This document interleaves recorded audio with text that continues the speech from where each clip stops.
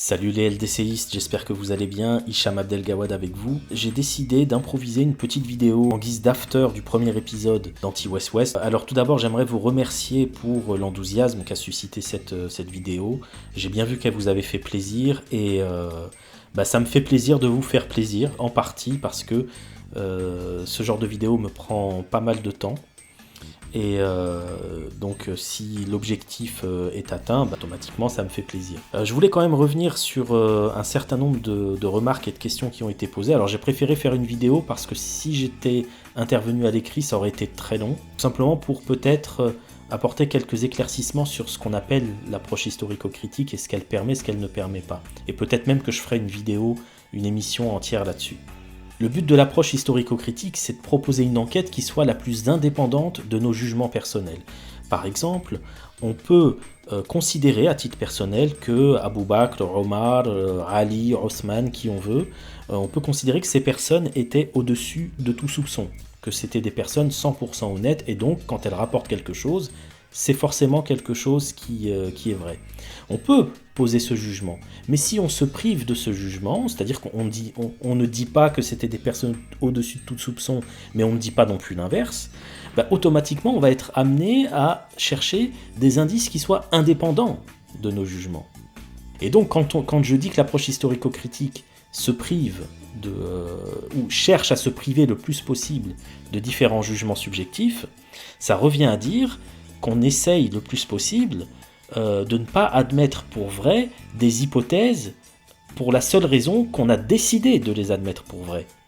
Or, quand on raisonne en termes d'authenticité ou d'inauthenticité des hadiths, on admet pour vrai l'hypothèse selon laquelle on a effectivement affaire à des témoignages.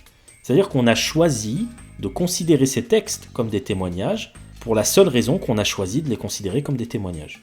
Et dès lors qu'on a admis, même tacitement, que les hadiths sont des témoignages, alors on ne peut pas faire beaucoup plus que déterminer si ces témoignages ont parfaitement voyagé, bien voyagé, mal voyagé, ou si on a affaire à de pures forgeries. C'est-à-dire qu'en fait, on répète ce que la tradition islamique a mis en place en termes de hadith sahih, hassan, da'if, maudou'.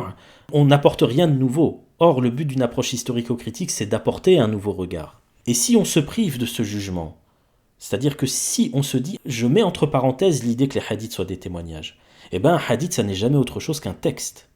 Et un texte peut être un témoignage, mais c'est pas automatique. Un texte peut être une parabole, une fable, un poème, une prière, une réappropriation d'un texte ancien, ou une paraphrase, ou une fiction, complètement juste pour le plaisir, ou une fiction édificatrice, c'est-à-dire où on cherche à édifier le lecteur. Dans l'approche historico-critique, ce qui permet de déterminer la nature d'un texte, c'est pas un jugement personnel justement, c'est la critique des formes.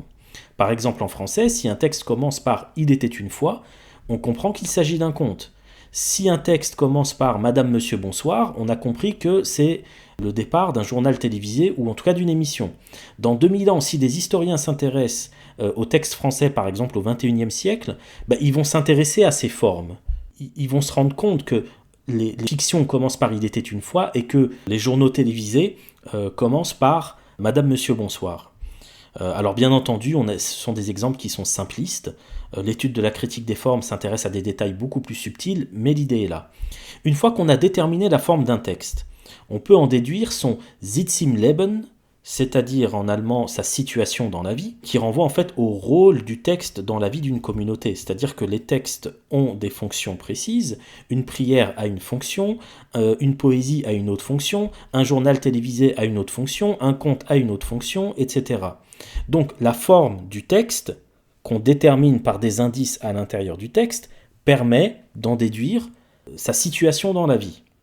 Et c'est à partir de là ensuite qu'on peut essayer de tirer des implications sur le plan historique. Ici, avec la question de la lapidation, quand on procède à une comparaison des formes des différents hadiths, on voit une structure commune qui indique qu'on n'a pas affaire à plusieurs témoignages différents, mais à plusieurs versions d'un même texte. Et cette structure n'est pas un hasard. Elle est une construction réfléchie qui vise un objectif spécifique, montrer que Muhammad ressuscite la loi de Dieu à travers un storytelling, encore une fois, structuré. Et c'est ainsi qu'on peut émettre l'idée selon laquelle on n'a pas affaire à un témoignage, mais à une mise en scène littéraire destinée à convaincre le lecteur que Muhammad est dans la droite lignée des prophètes bibliques. Autrement dit, la structure de ce texte qu'on peut mettre en lumière par une critique des formes nous indique un Sitzim Leben, c'est-à-dire une fonction qui est tout autre de celle de la fonction de raconter quelque chose qui s'est passé ou de rapporter un témoignage. Le but est moins de rapporter un témoignage que de montrer que Muhammad est un vrai prophète dans la lignée des prophètes bibliques et que par conséquent la religion des musulmans est une religion plus authentique que les autres.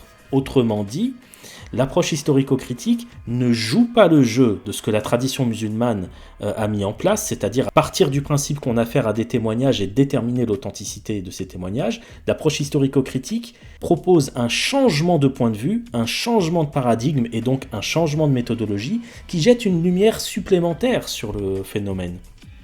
Et cette lumière supplémentaire, je vous la propose, vous pouvez la prendre en compte, vous pouvez vous la réapproprier, vous pouvez l'ignorer, ça c'est la liberté de chacun, et je dirais c'est peut-être aussi ce qui fonde quelque part un avantage de l'approche historico-critique sur des approches traditionnelles, c'est-à-dire là où les approches traditionnelles essayent de mettre un point final sur une question, c'est authentique, c'est pas authentique, l'approche historico-critique, elle se contente d'ouvrir des portes qu'on n'avait pas remarquées au départ, et je trouve que c'est déjà pas mal et que c'est déjà suffisant.